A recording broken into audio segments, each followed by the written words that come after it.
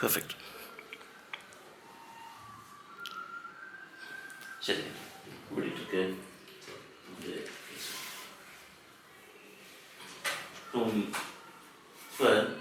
இப்போ சாதாரணமாக ஒரு சின்ன ஒரு உரையாடலை பதிவு செய்யணும். இது ஒரு குறிக்கோள் என்னென்னா, எனக்கு எங்கள் அப்பாவுடைய கதையை இன்னும் கொஞ்சம் ஆழ்ந்து தெரிஞ்சுக்க விரும்புகிறேன். நீங்கள் அவங்க வாழ்க்கையில் இளமையிலேருந்து முதியவர் வரைக்கும் நீங்கள் பெரிய ஒரு நட்பாக இருந்திருக்கீங்க. ஸோ உங்களுடைய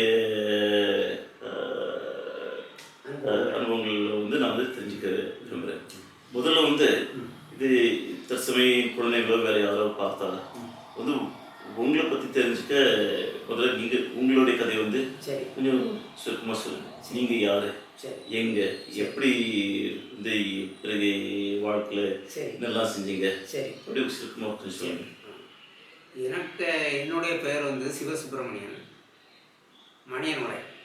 அப்போ கருணாகரனுக்கு வீட்டிலேருந்து பூவன்குடியிலேருந்து ஒரு 1/2 கிலோமீட்டர் தெற்க தள்ளி எங்கள் வீடு இருக்குது. அப்போ சின்ன பிள்ளையிலேருந்தே நாங்கள் 2 பேரும் எப்படி நண்பர்கள்னா, எங்கள் வீடு வழியாக தான் சுண்டபுரம் பள்ளிக்கூடத்துக்கு இருக்கோம். அப்போ அவங்க எங்கள் வீட்டு பக்கத்தோடு பள்ளிக்கூடத்துக்கு போகும்போது நானும் கூட சேர்ந்து போவேன். அப்புறம் 2 பேரும் நட்பாட்டாயிடும். என்னை விட அவங்களுக்கு ஒரு 2-3 வயசு கூடுதலாக இருக்கும். அப்புறம் அப்படி போய் கடைசியில் நான் ஹை ஸ்கூலில் கார்மல் ஹையர் செகண்டரி ஸ்கூல்னு ஒரு ஸ்கூல் இருக்குது. அந்த ஸ்கூலில் போய் படித்தேன். 9வது வகுப்பு. 9வது வகுப்பு படித்து 10வது வகுப்பில் அந்த காலத்தில் கணிதத்தை 2 பகுதிகளாக பிரிச்சுருவாங்க. ஒன்று ஜெனரல் மேத்தமேட்டிக்ஸ், ஒன்று காம்போசிட் மேத்தமேட்டிக்ஸ்.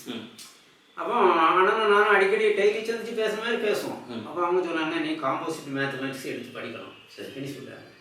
அப்போ நான் 9 பாஸ் பண்ணி 10வது வகுப்புக்கு தொடங்கக்கூடிய நேரம்.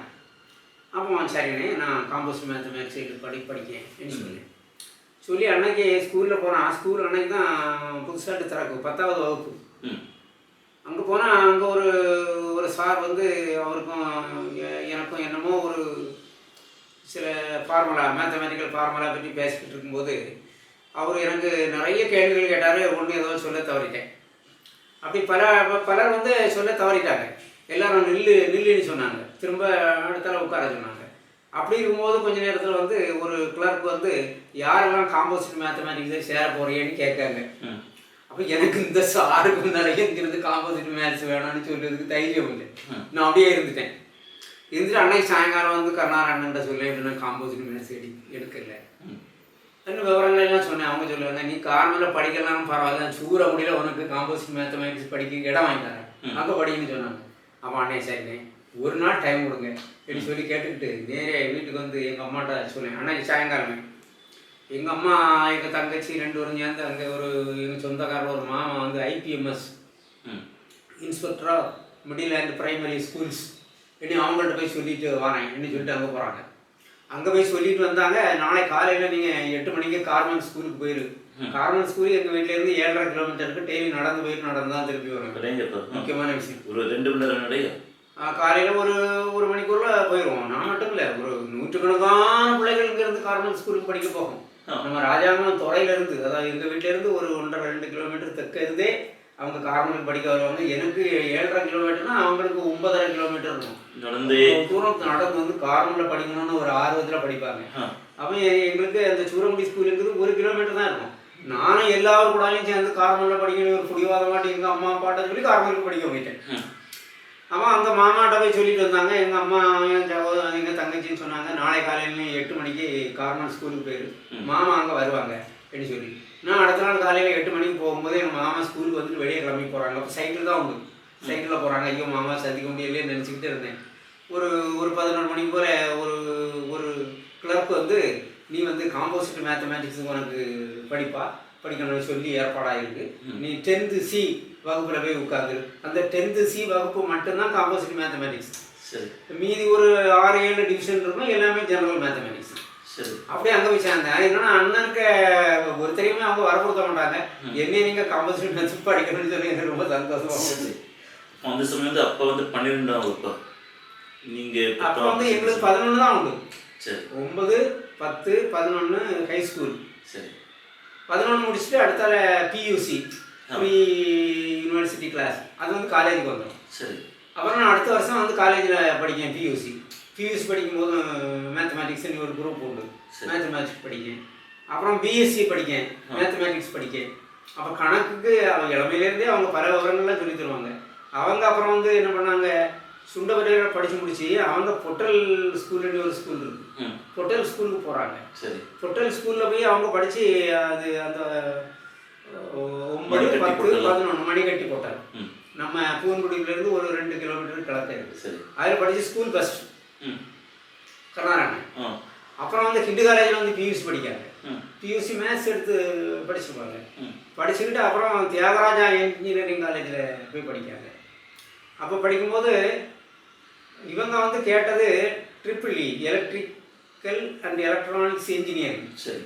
அது வேறு 2-3 ப்ரொஃபஸர்லாம் சேர்ந்து இவரை நம்ம டிபார்ட்மெண்ட்டுக்கு கொண்டு வந்து நினச்சி வேறு ஏதோ ஒரு பாடம் கொடுத்துருக்காங்க. கணக்கு கொடுத்தாங்களோ?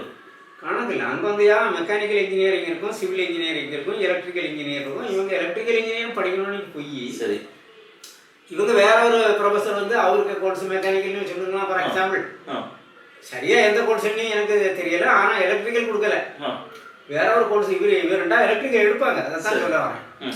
அந்த கோர்ஸுக்கு படிக்காங்க. இவங்களுக்கு ஒன்றுமே ஓடாது, நல்ல ஸ்டூடெண்ட்னு சொல்லி அவரும் செலக்ட் பண்ணிட்டேன். சரி. இவங்க ஒரு லெட்டர் எழுதியிருந்தாங்க, அதெல்லாம் எனக்கு ஞாபகம் இருக்கு. My heart beats electronics.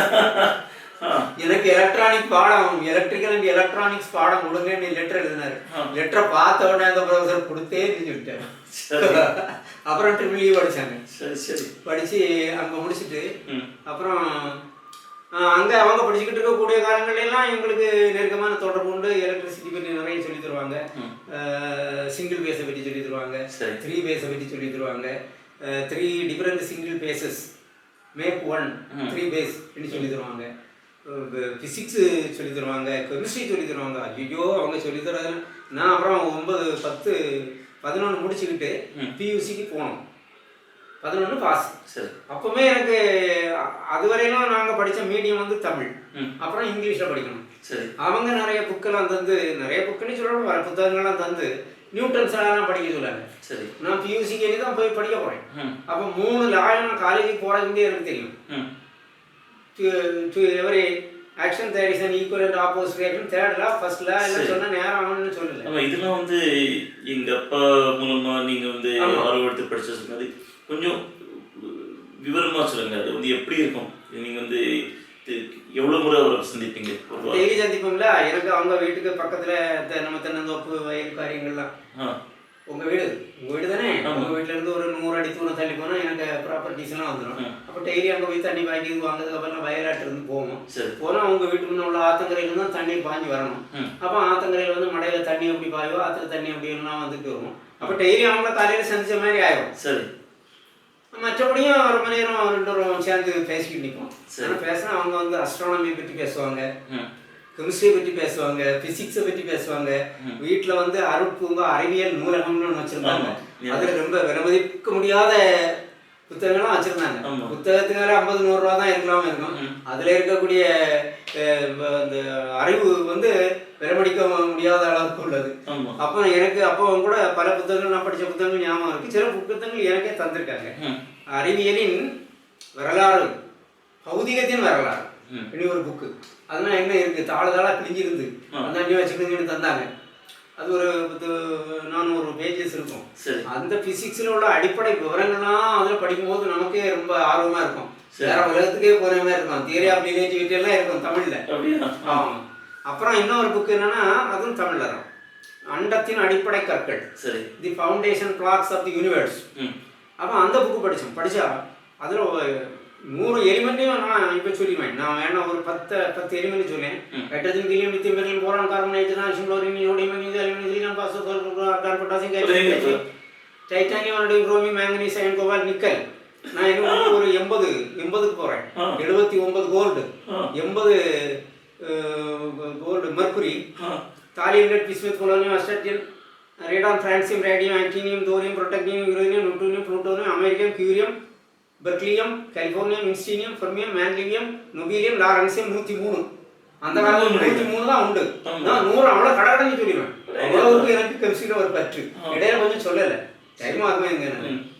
அப்போ அந்த மேண்டிவியம், நொவிலியம், லாரன்ஸியம் 103 வரை தெரியும். அப்போ அந்த பீரியாடிக் டேபிளில் 103 தான் உண்டு.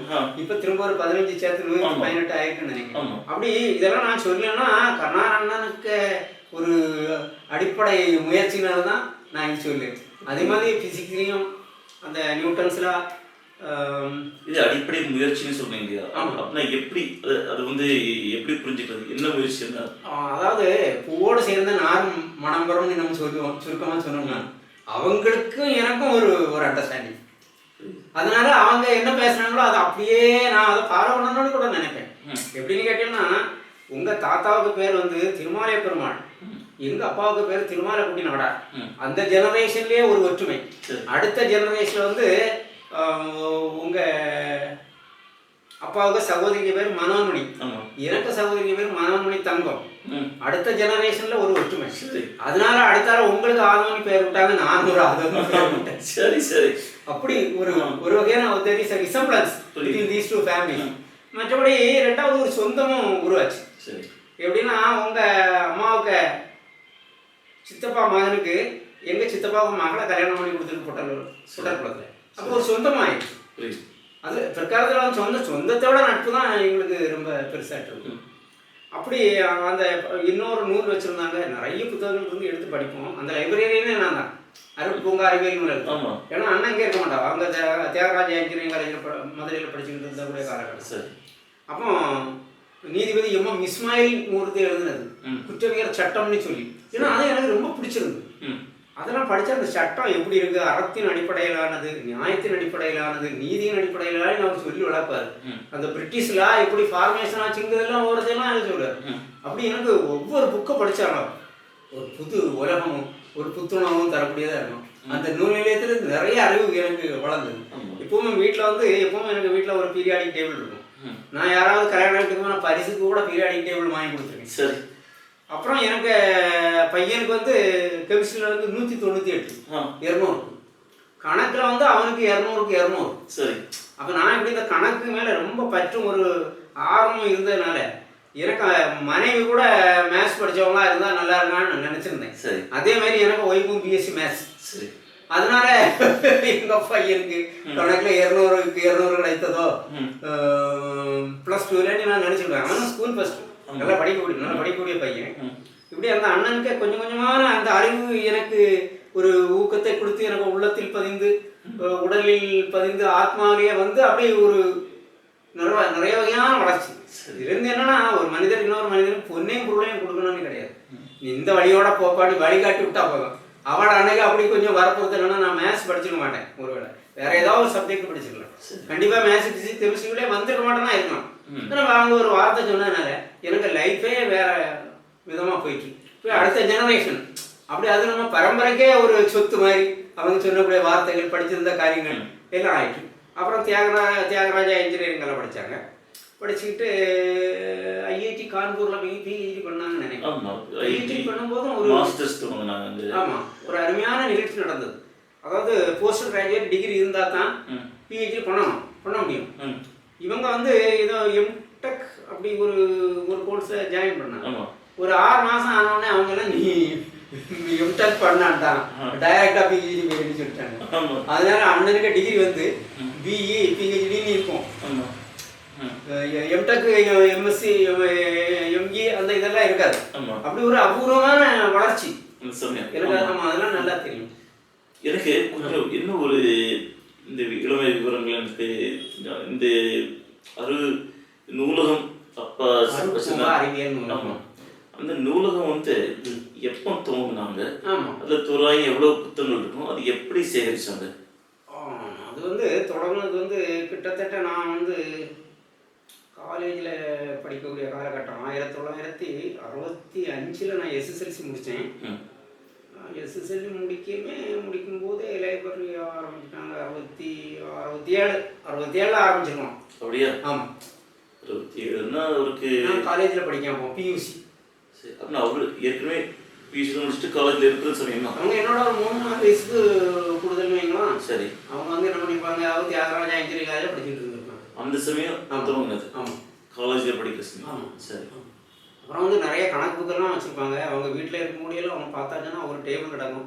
டேபிளுக்கு பக்கத்தில் ஒரு ஸ்டூல் தான் கிடக்கும், ஒரு சேர் இல்லை.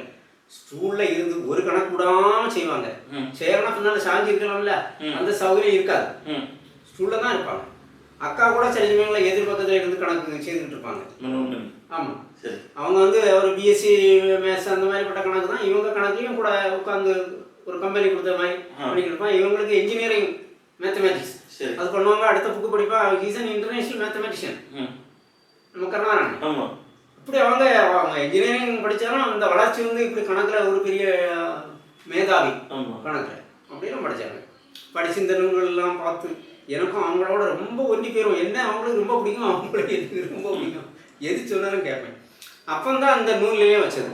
நூல்லையும் வச்சுக்கிட்டு அப்புறம் அங்கே முடித்தாங்க. முடிச்சுக்கிட்டு ஐஐடி மெட்ராஸில் வேலை கிடைத்தது. அங்கேயும் என்னை ஒரு காலகட்டத்துக்கு கூப்பிட்டுருந்தாங்க. அங்கே வந்து ஒரு ஒரு இஸ்திரி சேமாரியான்னு ஒரு ப்ராஜெக்ட். இஸ்திரி சேமாரியா. சரி. அது வந்து சாமி வந்து சென்னையில் நடத்திக்கிட்டு இருந்தாங்க. சரி. கருணானந்த தம்பி ஸ்டெப்னு சொல்லக்கூடிய இவங்க வச்சிருந்த ஒரு சொசைட்டி. அது ஒரு ப்ராஜெக்ட் வந்து கவர்மெண்ட் ஃபண்டட். அப்படி ஃபண்டு வாங்கி அந்த ப்ராஜெக்ட் நடத்திக்கிட்டு இருந்தாங்க. சாமி அதை நடத்தி ஹரிகோபாலன் சரி அது நடத்திக்கிட்டு இருந்தாரு. சரி. அங்கேயும் நீ வாடி சொல்லி அங்கேயும் போய் ஒரு 5-6 நாள் கூட இருந்தேன். அப்புறம் என்ன என்ன குறிக்கோள் இப்போ வந்து பெண்களுக்கு ஒரு வேலை கொடுத்தது. சரி. அங்கே உள்ள அந்த ஒரு ஏழை பெண்கள் அவங்கள எல்லாம் சேர்த்து ஒரு ட்ரைனிங் கொடுத்து அவங்களுக்கு ஒரு வேலை வாய்ப்பை கொடுத்து வாழ்க்கையில் ஒரு மேம்படுத்துறதுக்கான ஒரு திட்டம். சரி. இது வந்து எங்கள் அப்பா வந்து தோணுது. ஆமாம். அவங்களுக்கு ஏற்பாட்டில் ஹரிகோபாலன் அதை நடத்திக்கிட்டு இருந்தார் சென்னையில். சரி. அப்போ நானும் போய் கொஞ்ச நாள் அது கூட கலந்து போய்கிட்டு இருந்தேன். சரி. அப்புறம் ஏதோ ஒரு சரியில்லாதனால உடம்புக்கு சரியில்லாதனால வந்துட்டேன். எனக்கு சென்னை புதுசாக இருந்து கொஞ்சம் கஷ்டப்பட்டு இருந்து வந்துட்டேன். அப்புறம் கொஞ்ச நாள் கழிச்சு பாண்டிச்சேரியில் ஒரு ப்ராஜெக்ட் ஐஆர்டிபி ப்ராஜெக்ட். சரி. அங்கே போயிருந்தேன். அங்கே போய் அங்கே ஒரு 6 மாதம் 1 வருஷம்லாம் இருந்தேன். ஐஆர்டிபின்னா என்ன? ஐஆர்டிபின்னா எனக்கு அது முழுசாக சொல்ல தெரியலையா. பிறகு நான் உங்கள்கிட்ட சொல்ல அடிக்கடி சொல்லக்கூடிய வார்த்தை. அதுக்கு பேர் அங்கே முழு விளக்கம் சொல்ல தெரியல. சரி. பாண்டிச்சேரியிலேருந்து வீட்டுக்கு வருவேன் போவேன், அந்த வார்த்தையே தான் பேசிக்கிட்டு இருக்கணும். அப்படிப்பட்டது. அதில் என்னென்னா க்ளோஸ்டு சிஸ்டம்னு அவங்க சொல்லுவாங்க அந்த கான்செப்ட். அதில் ஒரு பக்கம் வந்து மாடுகள் வளர்க்கப்படும், அதிலேருந்து பால் கிடைக்கும். இன்னொரு பக்கம் கோழி வளர்க்கப்படும், அதுலேருந்து முட்டை கிடைக்கும். அப்புறம் கொஞ்சம் கோதம்பு அந்த பொருட்களெல்லாம் வாங்கி இந்த பால் அந்த முட்டையெல்லாம் சேர்த்து பேக்கரி பண்ணிடுவாங்க. சரி. அப்போ க்ளோஸ்டு சிஸ்டம் ஒன்றில் ஒன்றா எண்ணுக்கு ஒன்று பிரயோஜனம் கூட ஒரு எண்டு ப்ராடக்ட் ஆகும். அதுக்கு நிறைய பேருக்கு வேலை கிடைக்கும். சரி. அந்த மாடுனா 100-200 மாடுகள் அந்த ஏழை விவசாயிகளை கண்டுபிடிச்சி அந்த மாடுகள்லாம் வளர்க்கறதுக்கு இடமே அங்கே கொடுத்துருவாங்க. சரி. ஒரு கொட்டகை பகுதியை கொடுத்துருவாங்க. கோழி வளர்க்கறதுக்கு அப்படி, பேக்கரி செய்யறதுக்கு அப்படி, இது மாதிரி பல வகையான ஆக்டிவிட்டிஸ். அப்போ அதில் ஒன்றில் உள்ளது இன்னொன்று பிரயோஜனப்படும், இதில் உள்ளது அதுக்கு பிரயோஜனம், அப்படி சேர்த்து ஒரு எண்டு ப்ராடக்ட். எந்த வருஷம் வந்து இது வந்து 1984. 84. சரி. அரவுண்ட் 84. சரி. கொஞ்சம் ஒரு வருஷம் முன்ன பின்ன இருக்கலாம். அவருடைய PhD சிஸ்டம்ஸ் தியரின்னு வந்து செஞ்சது. ஆமாம். அதுக்கு அதெல்லாம் வந்து முடிச்சிட்டாங்க. ஆமாம். இது வந்து வேலை கிடைச்ச பிறகும். ஆமாம். இது வந்து சென்னை மாறின பிறகு. ஆமாம். இந்த என்னன்னா அந்த சில மீட்டிங்கெல்லாம் பேசுவாங்க. பேசும்போது அவங்க பேச்சுக்கும் அதை அப்படியே செயல்படுத்துறதுக்கு எந்த டிஃபிகல்ட்டியும் இருக்காது. அவங்க சொல்லுறது அப்படியே செயல்படுத்தணும். சரி. அப்போ இப்படி பேசினால அங்கே வந்து புது பாண்டிச்சேரியிலேருந்து ஒருத்தர் வந்து அப்போ அங்கே போனால் பிரபாகர ராவ்னு சொல்லக்கூடிய ஒரு லெப்டினன்ட் கவர்னர், டாக்டர் ஜெய்யா ஐஏஎஸ்ன்னு சொல்லக்கூடிய ஒரு சிங், அவர் வந்து சீஃப் செக்ரட்டரி. சரி. அப்போ இங்கே அண்ணா ஒரு இடத்துல பேசிக்கிட்டு இருக்கும்போது இந்த பேச்சை அவங்க பிடிச்சிக்கிட்டாங்க. பிடிச்சி நீங்கள் இந்த திட்டத்தை எங்கள் பாண்டிச்சேரிக்கு வந்து நடைமுறைப்படுத்தாங்கன்னு பிடிச்சி கூட்டிட்டு போனாங்க. எனக்கு நினைவு இருக்கு. இந்த ஒரு 84 நினைக்கிறேன். ஒரு டாக்ஸில பாண்டிச்சேரியிலாம் பாரதியார் வீடு அந்த மாதிரி ஒரு சில இடங்களுக்கும் இரவு போய் பார்த்ததாட்டும் ஞாபகம் இருக்கு. அதேதான். அந்த இந்த ப்ராஜெக்ட் குறிக்கோள் என்ன? இந்த ப்ராஜெக்ட் வந்து அது நிறைய ஏழை மக்களுக்கு, அதாவது இந்த ஏழைகளை கண்டுபிடிக்கக்கூடிய பணிகளை தான் என்னைய ஈடுபடுத்தினாங்க. ஆங்கன்வாடின்னு ஒன்று உண்டு. இங்கே குழந்தைகளுக்கு பாலர் பள்ளி இருக்குல்ல, அதே மாதிரி பாண்டிச்சேரியில் அந்த பள்ளிக்கூடத்துக்கு பேர் ஆங்கன்வாடி.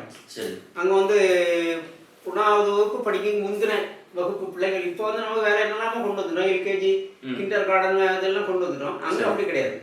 அங்கே வந்து இப்போ 1ஆம் கிளாஸ் தான் பிள்ளைகள் பள்ளிக்கூடத்துக்கு போகும். 1984 வாக்கு.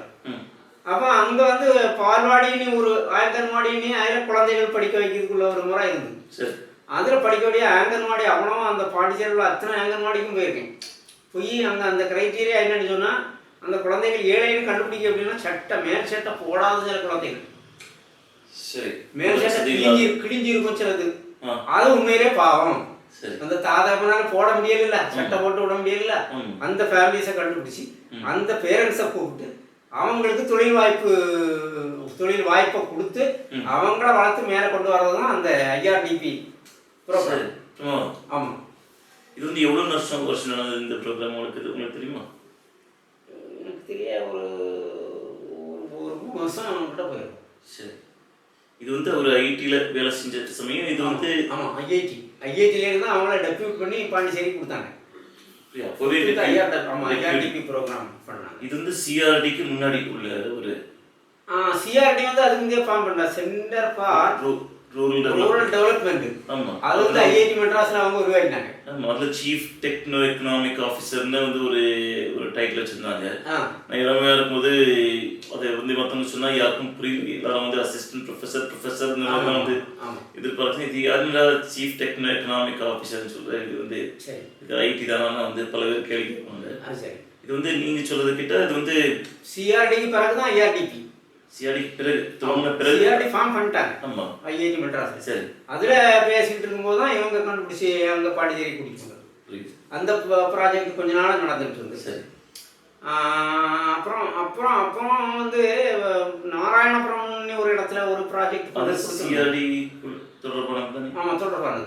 அப்போ அங்கே வந்து அவன்கிட்ட பேசிக்கிட்டு இருக்கும்போது நமக்கு அப்படி ஒன்று எல்லாம் ஏற்படுத்தி கொண்டு வரணும்னா முதல்ல ஒரு வெல்டிங் இருக்கணும். பார்த்துக்க, வெல்டிங் தான் எல்லா இதுக்கும் அடிப்படை உதவிகள் நம்ம செய்யக்கூடிய ஒரு தொழில். அதனால முதல்ல நான் வெல்டிங்கை தான் அங்கே பண்ணேன் நாராயணபுரத்தில். நீங்கள் அவங்க சொல்லாங்க. சரி, கர்நாடகா முதல்ல வெல்டிங்கை வச்சு மற்றதெல்லாம் டெவலப் பண்ணுறது அது அடிப்படை உதவியாக இருந்ததுன்னு சொல்லி நான் ஊரவே நான் ஒரு வெல்டிங் ஒர்க் ஷாப் வச்சுட்டேன். சரி, அதுவும் அவங்களுக்கு சிந்தனை தான். அப்படி வச்சு அது ஒரு 10 வருஷம் ஓடிச்சு. அதுக்கிடையே அவங்களாம் என்ன பண்ணாங்க, காந்தி கிராமத்தில் வந்து காந்தி கிராமம் யூனிவர்சிட்டி, அங்கே வந்து இந்த டெக்னாலஜிஸ் ஒன்றும் கிடையாது.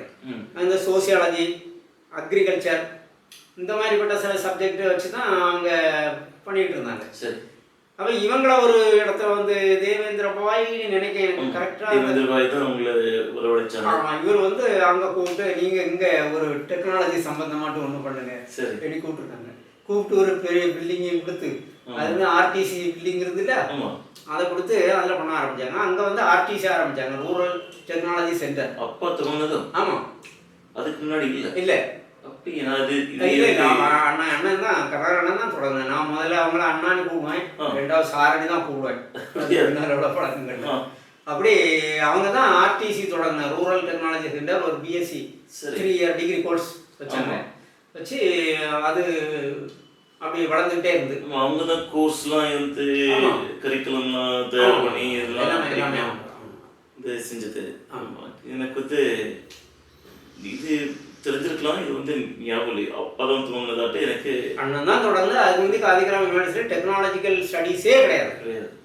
சரி, எல்லாம் அக்ரி பேஸ்டு, சோசியாலஜி, அது வேற 1-2 கோர்சஸ் இருந்து எல்லாமே சமூகம் சம்பந்தப்பட்டது.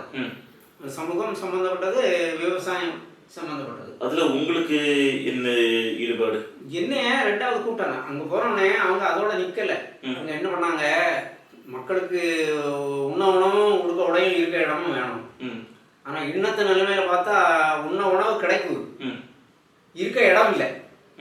உடுக்க உடை கூட கிடைச்சிது, ஆனா வீடு இல்லாம கஷ்டப்பட்டு இருக்கீங்கன்னு அதெல்லாம் அவங்க கண்ணில் பார்த்த கண்ட காட்சிகள் எல்லாம் வச்சு ஒரு கட்டுரை எழுதினாங்க. எழுதி மனிதன் வீடு இல்லாததுனால எவ்வளவு கஷ்டப்படான். தெருவோட லாந்திக்கிட்டே ஒரு ராத்திரி ஒரு கடைக்கு முன்னு போய் படுப்பான். அவன் வந்து இவன் களவு செய்தாருன்னு சொல்லி அவனை பிடிச்சி போயிடுவாங்க. அப்படி வீடு ஒரு மனுஷனுக்கு ரொம்ப அத்தியாவசியமான தேவையாக தான் வருகிறது. அத்தியாவசியமான தேவை தான். உணவு ரொம்ப ஈஸியாக கிடைக்கும், உடையும் கிடைக்கும், ஆனால் இருக்க வீடு இல்லை. அதனால மக்களுக்கு வீடு கொடுக்கணும்னு அந்த காந்தி கிராமம் இருக்கக்கூடிய பகுதி வந்து கொஞ்சம் ரொம்ப நிலத்தின் அடிப்படையில் அதில் செடிகள் கொடிகள் மரங்கள்லாம் வளர்ந்து அதிலிருந்து வருமானம் தரக்கூடிய ஒரு தெளிவான விவசாய பகுதி இல்லை. ஒரு வகையான மலைப்பாங்கான இடம். அந்த திண்டுக்கல்னு சொன்னாலே அந்த நதிகள் போகக்கூடிய இடங்கள்ல வந்து கொஞ்சம் செழிப்பு இருக்குமே ஒழிய மற்றபடி ஒரு அந்த மண் வளம் கூட ஒரு பாறைப்பாங்கான இடம். அப்போ மக்கள்லாம் ரொம்ப கஷ்டப்படுவாங்க. கஷ்டப்பட்டு அது இந்த நான் விவசாயத்தை பற்றி சொல்ல வந்தேன். அதுக்கு முன்னால் ஒன்று சொல்லிடுறேன். அங்கே உள்ள மக்கள்லாம் சாராயம் காய்ப்பாங்க. சாராயம் காய்ச்சி போலீஸெல்லாம் ஓடுவான். கொஞ்ச நாள் வீட்டுக்கே வரவனா குடும்பத்தையே போட்டு போயிடுவான். போலீஸாரை பிடிச்சி கொண்டு போட்டால் அவன் ஜெயிலேருந்து வெளியே விடணும்னா அப்படி அந்த குடும்பங்கள் அல்லோரப்படுறதை பார்த்து அந்த சாராயத்தை ஒழிக்கணும்னு ஒரு பெரிய முயற்சி பண்ணாங்க. அப்போ நம்ம இப்போ கொஞ்சம் சைலேந்திர பாபுன்னு ஒருவர் இருந்து ரிட்டையர்டாக சீஃப் செக்ரட்டரி சீஃப் டிஜிபி ஒரு பெரிய போஸ்ட்ல இருந்தார். சரி, அவரும் அங்கே இருந்த மாதிரி எனக்கு ஒரு ஞாபகம் அந்த திண்டுக்கல் பகுதியில். அவரெல்லாம் அந்த மது ஒழிக்கைகள் ரொம்ப உதவியாக இருந்தாருன்னா சொல்லி கேள்விப்பட்டேன். சரி, அப்போ என்ன பண்ணுவாங்கன்னா மது குடிக்காத காய்க்காதன்னு சொல்லுவோம். வேற தொழில் வேணும்ல, அதான் ஃப்ரூட் ப்ராசஸிங் யூனிட் பழம் பதனிட்டு அழகு அப்படின்னு சொல்லி ஒன்றா வச்சு அந்த பழத்தை பதனிட்டு அதிலிருந்து பழச்சாறு உருவாக்கி அதை ப்ரிசர்வ் பண்ணி கெட்டு போகாமல் பல நாட்கள் வைத்து அப்படி பழத்தையும் நம்ம கெட்டு போகாமல் கொண்டு வந்துடலாம். அதிலிருந்து அந்த ஜூஸ் பழரசம் தயாரித்து அதையும் மக்களுக்கு கொடுத்துடலாம். ஒரு தொழில், அதாவது ப்ரொடக்ஷன் கம் சேல்ஸ் அப்படி கொண்டு வந்து அதை பெருமைப்படுத்தி அப்போ தான் பல 18 அழகு காந்தி கிராமத்தில் வச்சது. சரி, அப்போ அந்த குடியை தவிர்க்கணும். அப்படி கொஞ்சம் அவங்கள திசை திருப்பினாங்க. அந்த வரையப்பட்டி கிராமத்தில் போய் தங்கினாங்க. நானும் பல ஆண்டுகள் அந்த வரையப்பட்டி கிராமத்தில் தங்கியிருக்கேன். வரையப்பட்டியில் நீங்கள் எந்த வருஷம் இருந்தீங்க? நான் வரையப்பட்டியில் நான் தங்கினது வந்து 1997 பிப்ரவரி 28 நான் காந்தி கிராமத்துக்கு போய் சேர்றேன். அதுக்கு முந்தைய ஒன்று தான் போயிட்டு வந்திருக்கேன். சரி, எனக்கு போய் செட்டில் ஆனது 1997 பிப்ரவரி 28. அப்படியா? அந்த சமயம் வந்து அப்பா காந்தி கிராமம். ஆமாம், காந்தி கிராமம். நான் போய் ஒரு 5 மாசத்துல, சரி, பிப்ரவரி எண்டில் போய் சேர்ந்தேன். சரி, March April May June July 5 மாதம் தான் ரெண்டும் ஒன்றா இருந்தோம். ஆகஸ்ட் 1ஆம் தேதி அந்த சித்ரகூட் யூனிவர்சிட்டி மத்திய பிரதேசத்துக்கு விசிஆர் செலக்ட் ஆகி அன்னை ஆகஸ்ட் 1 கிளம்பிட்டாங்க. ஆகஸ்ட் 1ஆம் தேதி நைட். இவ்வளவு குறிப்பாக வந்து விவரங்கள் வந்து நீங்கள் வந்து நினைவு வச்சிருக்கீங்க. ரொம்ப 1ஆம் தேதி வெள்ளிக்கிழமை 2 பேரும் அவங்கள வந்து திருச்சியில் போய் ட்ரெயின் ஏற்றி விடணும்.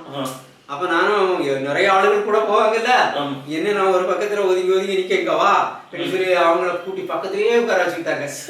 அங்கே போய் இறக்கி போனோம். அப்புறம் சொன்னாங்க, அப்போ காரோ பிளாக் ப்ரொடக்ஷன்லாம் பண்ணிக்கிட்டு இருக்கோம். பில்டிங் கன்ஸ்ட்ரக்ஷன்லாம் நடந்துட்டு இருக்கு. 10 நாளில் 10 வீடுகள் சொன்னோம்ல. சொல்லல 10 நாளில் கட்டிட வீடு, மக்களுக்கு வீடு இல்லாத மக்களுக்கு வீடு கொடுக்கணும்னு சொல்லி முதல்ல 30 நாளில் 30 வீடுகள்னு ஆரம்பிச்சாங்க. அந்த வீடு வந்து கிட்டத்தட்ட ஒரு 232 சதுர அடின மாதிரி எனக்கு ஞாபகம். ஆமா, இது வந்து அரசாங்க திட்டத்துல வந்து ஒரு 100 சதுர அடி வீடு இருக்கும். ஆமா, இது வந்து 2 மடங்கு அதிகம், ஆனா 10 மடங்கு விலை குறைவு. ஆமா, அப்படின்னு வந்து ஒரு ஒரு திட்டத்தை செஞ்சாங்க. இந்த ப்ரீ காஸ்ட், இந்த ப்ரீ இதோட தொடர்ச்சி. அப்படியே வீடு கட்டக்கூடிய இதோட தொடர்ச்சி. சரி சரி. அப்போ வந்து அந்த வீடுகள்லாம் 30 நாளைக்கு 30 வீடுகள்னா அது இப்போ ஒரு வீட்டுக்கு நம்ம இப்போ கட்டுமான பொருட்கள்லாம் வாங்கினோம்னா கொஞ்சம் குறைப்படும், அல்ல கொஞ்சம் மிச்சம் வரும். சரி, அப்போ அந்த மிச்சம் வந்த பொருட்களை 2வது வேற இடத்துக்கு கொண்டு போனாலும் செலவு, அல்லது ஒரு கொஞ்சம் வர பொருள் குறைஞ்சிக்கிட்டுனா அதை 2வது தடவை வாங்கும் போதும் செலவு கொடுக்கணும். 30 வீடுகள் ஒன்னடியாக கட்டினோம்னா ஒரு 27-28 வீட்டுக்கு ஒன்று ஓரம் வாங்கிடும். கடைசியில் அதில் மிச்சம் வரக்கூடிய பொருட்கள் எவ்வளோ இருக்கு, அந்த 30வது வீடு முடியும் போது சரியா முடியக்கூடிய அளவில் இல்லை கொஞ்சம் குறைப்பட்டா கொஞ்சம் வாங்கினாகும். அப்படி இந்த பர்ச்சேஸ் எத்தனை தடவை வாங்குமோ அது குறைஞ்சிடும். பல வீடுகளுக்கு ஒன்று போது வாங்கும்போது குறைஞ்சிடும். அப்படி செலவு ரொம்ப குறைக்கிறதுக்குள்ள வழி பண்ணாங்க. அப்புறம் வந்து ப்ரீ காஸ்ட் எலிமெண்ட்ஸ் அதில் 3-4 வகையான ரூஃப் எல்லாம் போடுவாங்க. அதில் ஒரு ரூஃப் வந்து ஃபியூனிகுலர் செல்லுன்னு ஒன்று 1 மீட்டர் இருக்கும். அதுக்கு குறுக்க வைக்கிறதுக்கு ஒரு ஜாய்ஸ் பீம்னு ஒன்று தயார் பண்ணுவாங்க. அந்த பீமை குறுக்க போட்டு இந்த 3 ஃபியூனிகுலர் செல்லை 2-3 செல்லை தூக்கி வச்சுட்டா அது மறைவு வந்துடும். அதுக்கு மேலே ஒரு 3 இன்ச் காங்கிரீட் மேலே போட்டாச்சுன்னா லீக் இல்லாமல் எல்லாம் அடைச்சிடும். செலவு ரொம்ப குறைஞ்சிடும். அதே மாதிரி பிரிக் பேனல் ஒன்று பண்ணுவோம். ஆமாம், பிரிக் பேனல் பற்றி நிறைய பேசிட்டு இந்த மெட்ராஸ் பிரிக் பேனல், ஃபியூனிகுலர் செல், பிரிக் பேனல், பிறகு அந்த